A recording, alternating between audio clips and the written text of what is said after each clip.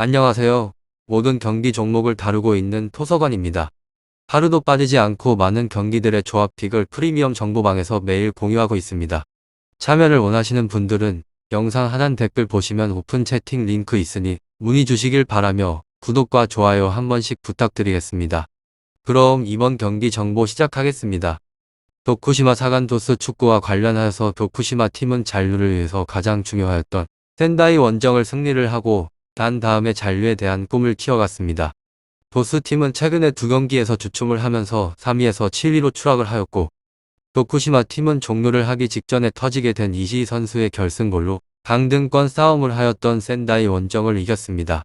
그 경기에서 패배를 했다면 18위로 추락을 할 수 있었기 때문에 급박한 상황이었는데 꼭 필요하였던 승리가 나와버린 것입니다. 스즈키 이와오 중원을 잘 지탱을 하였고 이치미는 최전방에서 최종적인 수비까지 내려와서 상대방의 역습을 저지를 하였습니다. 이 경기에는 박헨과 카키타 등 공격진이 전반부터 공격적으로 임할 수 있습니다. 도스팀은 2주 전만 하더라도 나고야와 함께 3위를 노리는 가장 강력한 후보였습니다. 리그 최고 수준의 수비력을 보유를 하였고 홈에서 승점을 잘 따냈기 때문에 가능했던 성적이었습니다.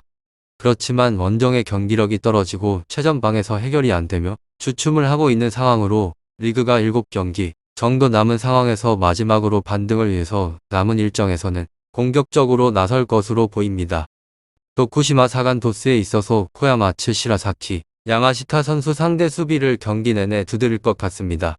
다음으로 승리가 간절한 상황인 도스팀이 의외로 원정이긴 하지만 라인을 올릴 것 같으며 도쿠시마도 승점 3점이 필요한 상황입니다. 제가 생각을 하였을 때 도쿠시마 팀이 승점을 딸 수 있을 것 같은데 도스팀은 시라사키의 경기 운영이 안정적인 상황인데 최전방에서 해결을 할 선수가 마땅치 않습니다.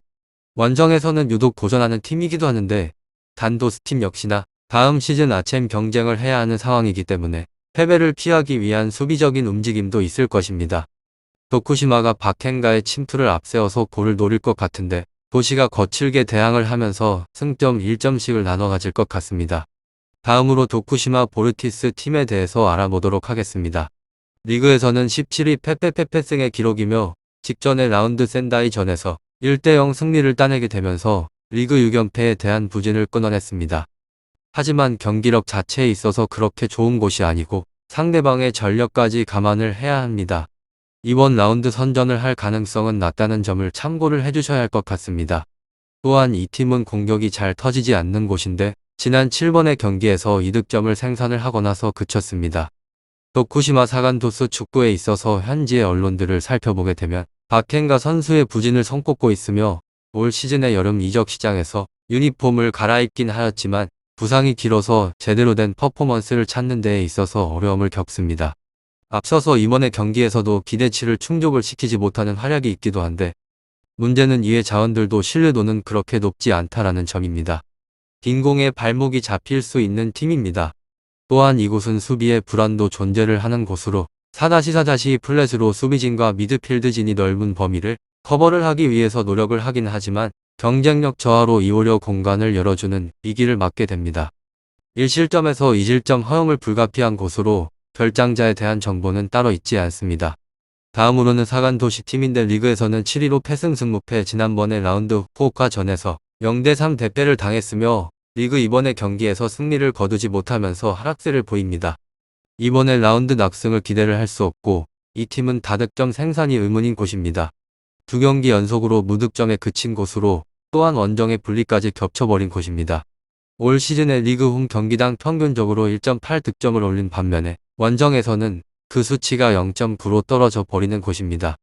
도쿠시마 사간토스에 있어서 선수의 개인적인 기량에 의해서 1득점 생산이 가장 높게 잡은 숫자가 아닐까 싶은 생각을 해봅니다.